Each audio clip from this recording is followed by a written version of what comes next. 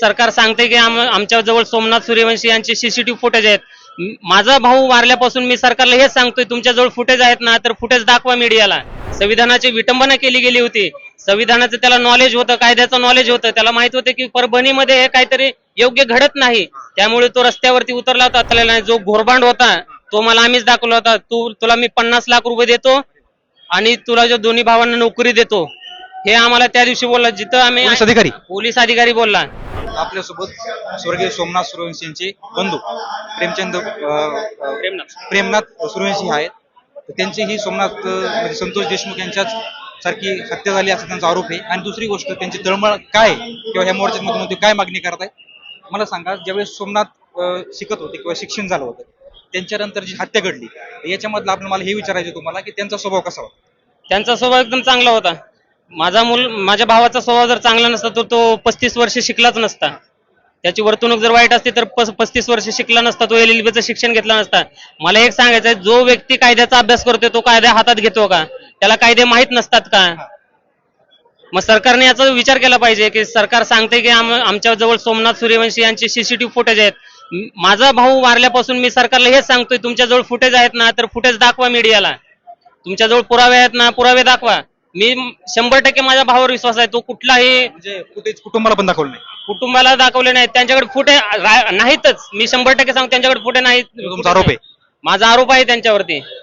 आणि माझा भाऊ हा शांततेमध्ये आंदोलनामध्ये सहभागी झाला होता. आंदोलन एकदम स्वभाव विचारला की त्यांचा स्वभाव कसा होता? शांततेमध्ये आंदोलन झालं होतं. चुकीची घटना हे परभणी शहरामध्ये घडलेली होती. संविधानाची विटंबना केली गेली होती. संविधानाचं त्याला नॉलेज होतं, कायद्याचं नॉलेज होतं, त्याला माहित होतं की परभणीमध्ये हे काहीतरी योग्य घडत नाही, त्यामुळे तो रस्त्यावरती उतरला होता. तो समाजाचा विचार केला नाही.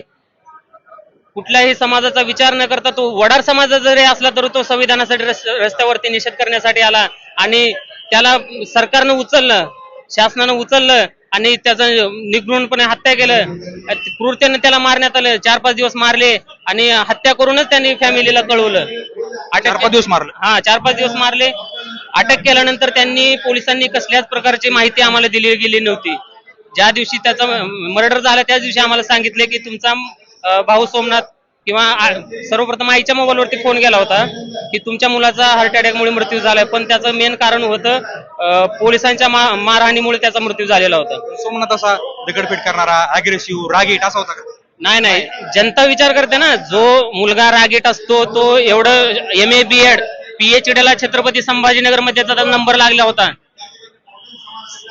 आणि परत तो LLB फायनल वर्षामध्ये तो शिकत होता. त्याची 17 तारखेपासून एक्झाम होती, त्या 15 तारखेला मारण्यात आलं. त्याचं जामीन होऊनही पोलिसांनी सोडले नाहीत त्याला. आणि जे पोलीस या घटनेमध्ये होते त्यांची काय माहिती, त्यांना काही निलंबित केलंय, सस्पेंड केलंय काही? त्यांना काहीच करण्यात आलेलं नाही. जो घोरबांड होता तो मला आम्हीच दाखवला होता. तुला मी 50 लाख रुपये देतो आणि तुला जो दोन्ही भावांना नोकरी देतो, हे आम्हाला त्या दिवशी बोलला. जिथं आम्ही पोलीस अधिकारी बोलला. ज्यावेळेस आम्ही IG ऑफिस मध्ये गेलो IG साहेबांशी चर्चा करण्यासाठी, त्यावेळेस IG साहेबांनी सर्व घटना सांगितली, काय झालं काय नाही. IG साहेब बोलले तुमच्या मुलाला काय श्वसनाचा त्रास होता का, हृदयविकाराचा त्रास होता, काही बोलले नाही. ते साहेब म्हणले की तुमच्या मुलाचा हृदयविकाराच्या झटक्याने मृत्यू झालेला आहे. घोरबांड अधिकारी माझ्या जवळ आला, अशोक घोरबांड नावाचा. तो मला म्हटला तू कोणाचंच ऐकू नको, तू एक काम कर, तुझ्या भावाची बॉडी एकतर तुझ्या गावी घेऊन जा, नाही तर पुण्याला घेऊन जा.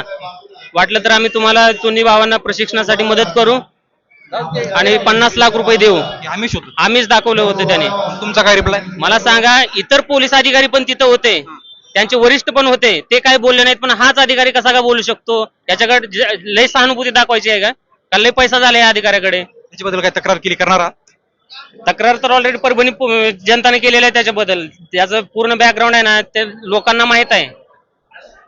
तुमचा एक्झॅक्ट सरकारकडे काय मागणी, काय अपेक्षा तुम्हाला? आमची सरकारकडे हेच मागणी आहे, जे काही पोलीस आरोपी असतील, जे काही गुन्हेगारी असतील, मी सर्व पोलीस म्हणत नाही, ज्या लोकांनी माझ्या भावाची हत्या केली त्या लोकांवर अजून FIR होत नाहीत, लवकरात लवकर त्यांच्यावरती FIR झाले पाहिजे, त्यांच्यावरती गुन्हे दाखल झाले पाहिजे, त्यांच्या चौकशा झाली पाहिजे आणि त्यांना लवकरात लवकर फाशीची शिक्षा भेटली पाहिजे. हत्या 100% हत्या झालेली आहे. मला सांगा, तो मुलगा जर त्याला श्वसनाचा आजार असता, हृदयविकाराचा त्रास असता, तर तो 35 वर्ष जगला असता का? तो LLB च्या फायनल वर्षापर्यंत शिकला असता का? MA BEd त्याचं शिक्षण झालं असतं का? PhD ला त्याचा नंबर लागला असता का? माझ्या भावाची हत्याच झाली असा सोमनाथ भावा सूर्यवंशीच्या भावाचा थेट आरोप आहे आणि मला आम्हीच दाखवलं 50 असं त्याचा आरोप. हेड्सअप मराठी, गणेश पोकळे, छत्रपती संभाजी.